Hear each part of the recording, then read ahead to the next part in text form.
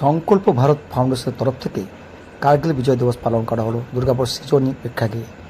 এই অনুষ্ঠানে উপস্থিত ছিলেন বিশিষ্ট জনেরা, ছিলেন সুনামধন্য সঞ্চালক সত্যনাথ মুখোপাধ্যায়, সঙ্গীত শিল্পী স্বাগতা লক্ষ্মী দাশগুপ্ত। এই অনুষ্ঠান প্রসঙ্গে দুর্গাপুর পূর্বের বিজেপি বিধায়ক চন্দ্রশেখর বন্দ্যোপাধ্যায় এবং জেলা সম্পাদক অভিজিৎ দত্ত, যিনি সংকল্প ভারত ফাউন্ডেশনের চেয়ারম্যানও বটে, কী বললেন আসুন শুনে নেব। দিবস আজকে এই সংকল্প ভারত ফাউন্ডেশনের তরফ থেকে আজকে সৃজনী যে পালন করা হলো, কি বলবেন স্যার? কার্গিল বিজয় দিবস উপলক্ষে দুর্গাপুরের মধ্যে পার্ক প্রোগ্রাম করি, যার শহীদদের সম্মান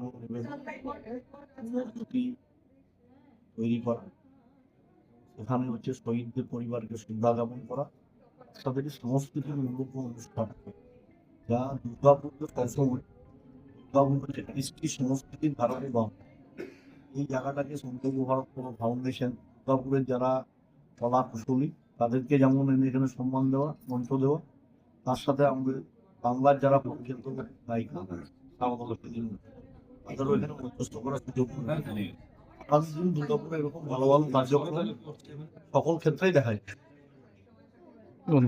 এত বড় একটা অনুষ্ঠান, সারা দুর্গাপুরের শিল্পাঞ্চলের সাথে সাথে এতজন বিধায়করা উপস্থিত ছিলেন, সাথে এই যে একটা অনুষ্ঠান সংগঠিত করলেন, আজকের দিনটাকে বেছে নিলেন, কি বলবেন? সংকল্প ভারত ফাউন্ডেশন সংকল্প নিয়েছে ভারতবর্ষের কৃষ্টি, ভারতবর্ষের সংস্কৃতি, ভারতবর্ষের দেশাত্মবোধ জাগ্রতি করে। তাই আমরা এই দিনটা বেছে নিয়েছি। আমাদের মাঝে উপস্থিত রয়েছে সংকল্প ভারত ফাউন্ডেশনের মাননীয় সভাপতি উদয় দা, আমাদের প্রণব দা মেম্বার, তাছাড়াও আমরা ৩০ জন মিলে এই সংকল্প ভারত ফাউন্ডেশন তৈরি করেছি। আগামী দিনে যুব সমাজ যেভাবে বিপদে চলে যাচ্ছে, যুব সমাজকে দেশাত্মবোধ, দেশের প্রতি প্রীতি জাগৃতি করার জন্য আজকে আমরা এই অনুষ্ঠানকে সম্মিলিত করেছি। শুভ সূচনা করেছিলাম প্রায় 500 বাইক নিয়ে সমগ্র দুর্গাপুর ঘুরিয়েছি।